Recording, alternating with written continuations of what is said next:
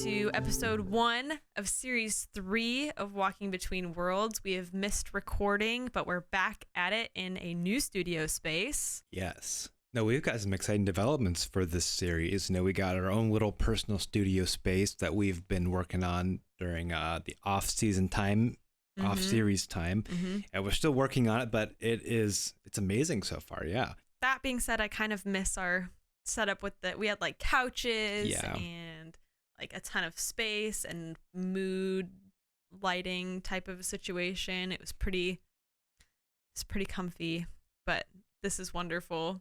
It actually feels like a studio. Like I can sit here with my laptop out on the table. It's great. Feels so professional. I do miss those couches though. They were very Nothing comfy. can beat the couches, but this is going to be so great.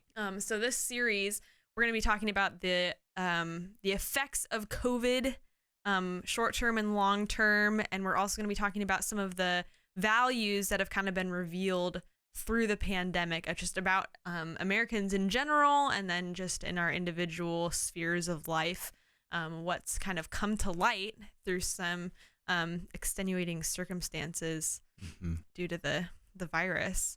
Yeah, this episode is just going to be a great introduction to all the topics that we're going to be talking about. I think we'll touch on all of those a little bit at least, and then kind of go into what we're going to go into. We're going to touch on some of the major themes that we'll be bringing up in all of the future episodes. So we're going to be talking about why cultures change, why cultures shift in certain directions. We're going to talk about visible changes due to COVID and then some invisible changes due to COVID.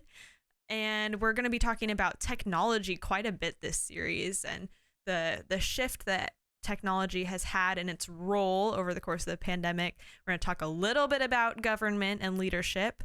And then we're going to also talk about relationships in all spheres of life, work relationships, home relationships, academic relationships, etc. So those are some of the main topics we'll talk about this episode, and they're going to bleed into all of the other episodes. Yeah. So this should hopefully be a solid overview of some of those things. And as always, if you guys have questions and comments, we do have an email address. You guys can email us with those. That email is podcast@culturebound.org. We'd love to hear from you guys as usual. We're reminiscing for just a moment. Do you remember concerts? Oh, that's a really tough subject for me because I had just bought for the first time in a long time tickets to see. That's right, you did. I had Celine Dion tickets and I had Halsey tickets.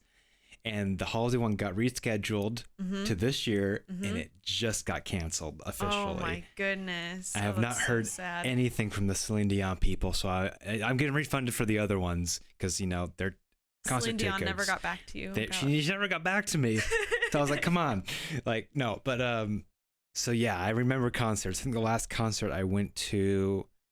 real concert I went to was Josh Groban, and that was years ago. And that was so cool. That was a lot of fun. So yeah, concerts. Wow. Yeah. So my family likes to go and see like the symphonies doing soundtracks to like big movies and stuff. So like I went and saw Star Wars episodes 4 and 5 live in concert. And so they played like the soundtrack and stuff. And we saw a couple of Harry Potter movies as well. Ooh. Those were so cool. We also had tickets that ended up getting canceled for that. No. So that was really sad. That reminds me, I saw their Disney, where they have all the Disney like movies and music and they show the clips. Yeah, I saw that as well not too long ago. If you ever get a chance to go to one of those concerts, like do it. Sometimes the tickets are a little pricey, but they're so cool and so worth it. You get seats way in the back. It doesn't really matter since it's just you're watching a movie. You're watching a movie. You don't have to see the one person performing or whatever. Yeah. Highly recommend that. But anyway, I sure do miss concerts, and I miss I miss being in person for school too. Like all of my classes got put online this last year, and that was very sad. It's so hard to learn online. We'll be doing an episode on pretty much online learning is what it's going to be about, is how students have adjusted to that. I took a class this past year with acting, and it had to be online, and that was really tough because acting is such a hands-on thing.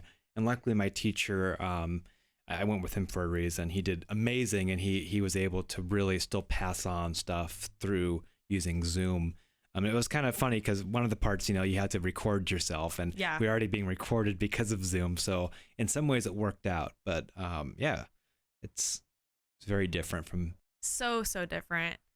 And I think a lot of those like big adjustments we're having to deal with, I mean, it's a huge privilege to say, oh, I had my concert tickets canceled or whatever. Like I didn't lose my job. I didn't, run out of money or whatever. But really, like what we're basing this series around the fact that we're walking between a pre-pandemic and post-pandemic world. We're not quite post-pandemic yet. I mean, we're in it still. But we're dealing with and adjusting to a lot of really big changes.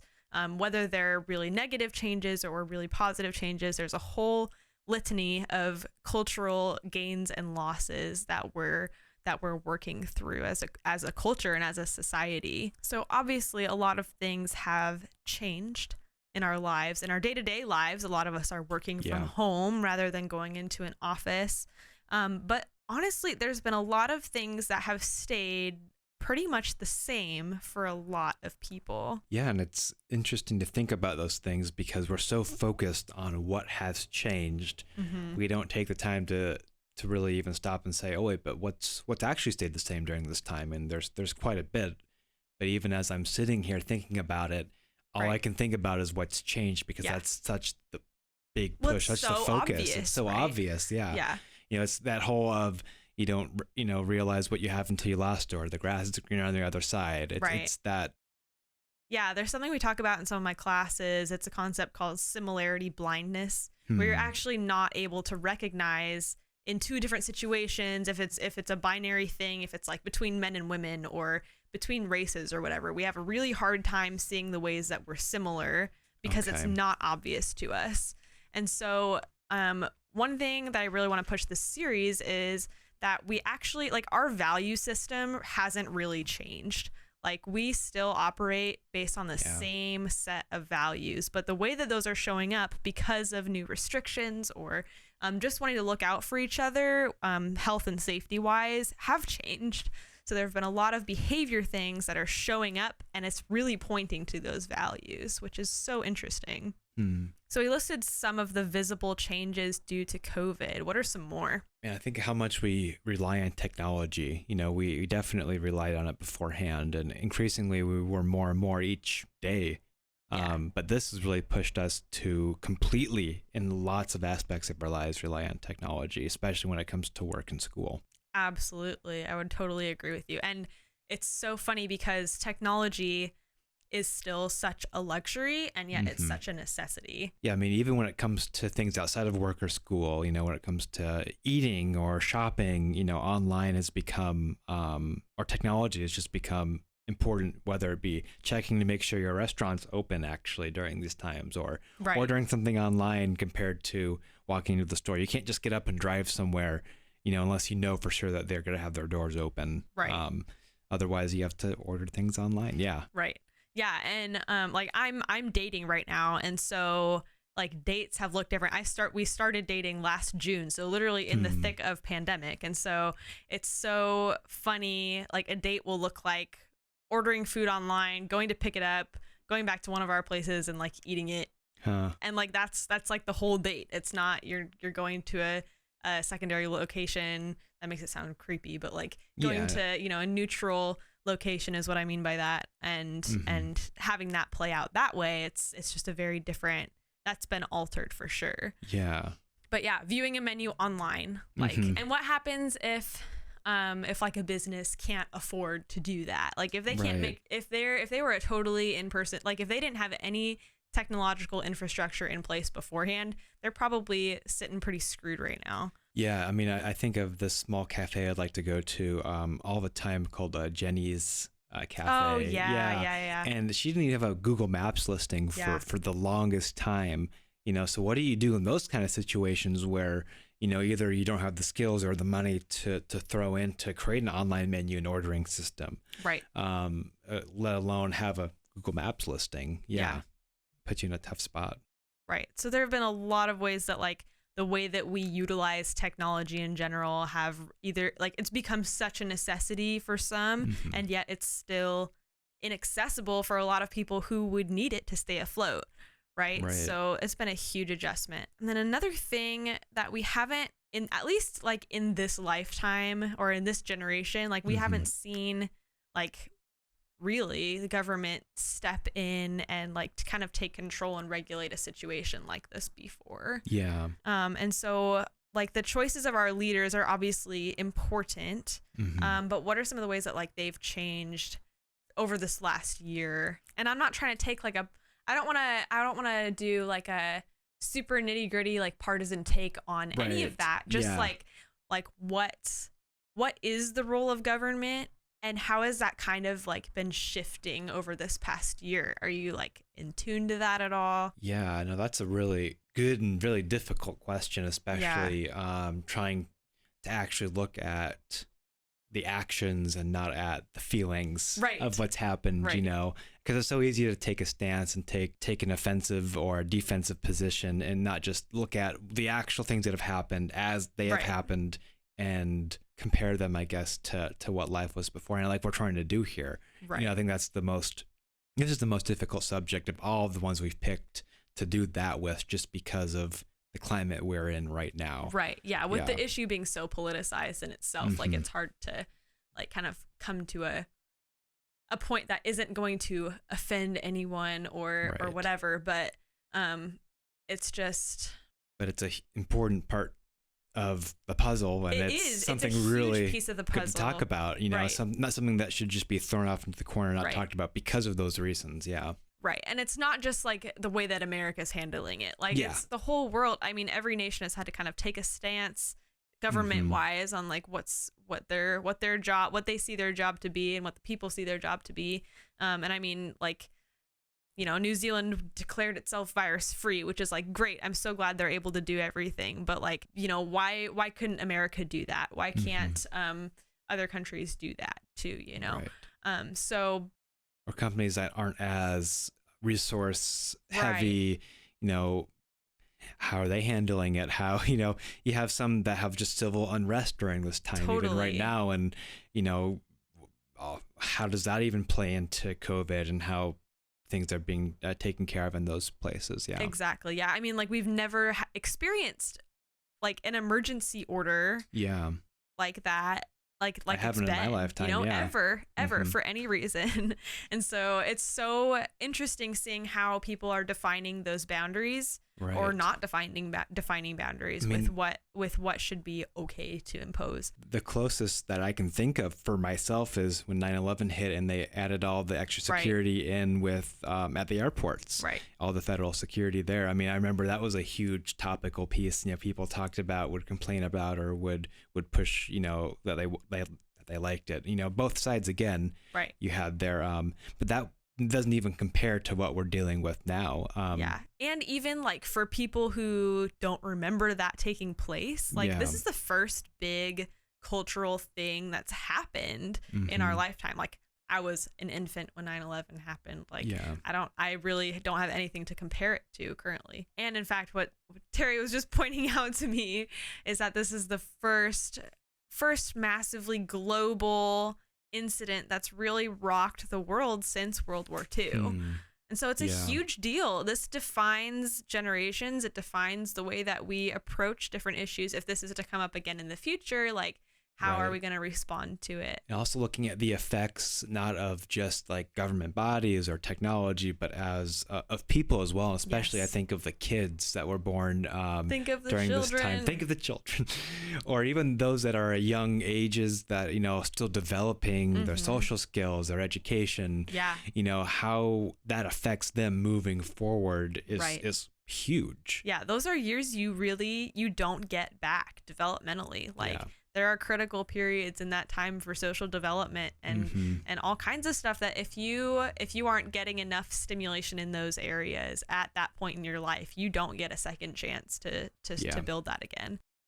You know, as someone that's got, you know, a toddler right now, that's the big push we've been trying to do is making sure that socialization still happens so that those key parts of Yeah. it being a person can be built, because Right. I mean, I see so many kids that could come out of this just completely damaged with their social skills or social Yeah. anxieties, Absolutely. just because of this event itself. Yeah. Yeah. If you look at like dogs that were born in the last year, you know, their owners have been able to stay home with them all the time for the Yeah. most part. And so what they're seeing in dogs that were born in the last year is that they have really severe separation anxiety, Wow. or they can't be left without the people that they've been around. Yeah. So it's a huge deal. And, you know, I don't know how that translates to humans, but, you know, really there's some socialization stuff that's going to be really hard to unlearn or to readjust to after some of these restrictions are gone. Or even habit buildings too. I mean, people in general just so good at building habits and building ways of life. You know, after doing this for about a year now, right, we've built new ways of doing life. And when things go back to normal, things open back up, how many of us are actually going to want to get up and get out of the house? Exactly. You know, we've become so much of homebodies that it's going to be really tough to make that transition whenever it does happen, whether it's months or years. Right. It'll be really interesting to see just post-pandemic, like what comes out of this. I mean, there's all kinds of like disorder, and I'm not trying to say this to like strike fear in anyone's heart or anything, but like there's all kinds of disorders where people are, you know, afraid to leave their house or afraid to be in large crowds anyways. Like, what's this going to do to the population that struggles with social anxiety already, or struggles feeling isolated to begin with? And what does this do for families? Not just healthy families, but families that are suffering from domestic violence, from all of that. And we'll talk about that a little bit more in our episode on home life. But there's been a lot of, like I said before, gains and losses that we're going to be experiencing. And not right away either. I mean, I remember a study that was done. I don't remember exactly the details of it, but people's mental health, especially with leaders, I think it was specifically ministry leaders during 9/11, and the stress and the anxiety and the effects and depression that took place 5 years after the actual event. It didn't show up a year later, 2, 3. It was close to 5 years later when they started feeling those effects of all that they had gone through during that time. And so it's not going to be immediate. You know, we may see these lingering, I want to say, effects. So after the atomic bomb was dropped in Hiroshima, it took several years to figure this out, but there was so much radiation, especially in the water, that a lot of the fish were picking a lot of it up, and so it wasn't necessarily impacting the fish, but that was like the main diet of the people that lived there. Right. And so they started seeing several years afterwards different abnormalities physically that were popping up in people because they were eating fish and getting like basically radiation poisoning was what was happening. Wow. And so that was a major consequence of that, but it didn't show up right away. And so that will be super interesting to see. Right along that same point. Yeah. These type of things are not well studied, and we're still learning a lot about how the human brain reacts to things and how it takes in stuff like this. So I think we're going to see a lot of hopefully positive research come out of this that'll help people deal with those issues when we see them in 5 years, 7 years, 10, whatever it happens. Yeah. And the thing about that is, like, you can do all the research that you want. And research is great. Research is awesome, but the results don't matter nearly as much as the way we interpret the results and what we do with them. And they can be taken any direction that we want them to. It can be totally partisan. It can be completely biased what we do with those results, and they can be broadcasted wrongly too. So like, research is great. And hopefully we can do the right thing with that research. Is the hope. And so one thing I'm curious about is, like, how have our relationships in all spheres of life been impacted by this pandemic? The person that bounces between extroverted and introverted. It's been a really interesting time for me personally in my relationships with people. I've in a way enjoyed the break of not having to be in contact with people constantly in person. but also has been tough in other ways with people that I really enjoy and get that energy from, Right. not being around them and not being able to see or talk with them, because you don't have that same, I can't think of another word than energy. Yeah. You know, that when you have people gathering together compared to like over Zoom. Yeah. Yeah. It was so crazy. Like I had this last weekend or the weekend before, like I was in a wedding and then had something going on that night. And then the next day I had a birthday party, and it was Wow. like, it was so much social interaction. I was like overwhelmed by the end of the week. I was exhausted Monday. I was like, I don't want to do school. I don't want to go to work. I just want to sleep all day. It was so much. And it's like, I'm not used to that anymore. But it's something like pre-pandemic, I would have been fine. Yeah, and I think there's always this little bit of a pressure already in at least American culture. It felt like, maybe just in Western culture in general, to be extroverted, to be a people's person or whatever.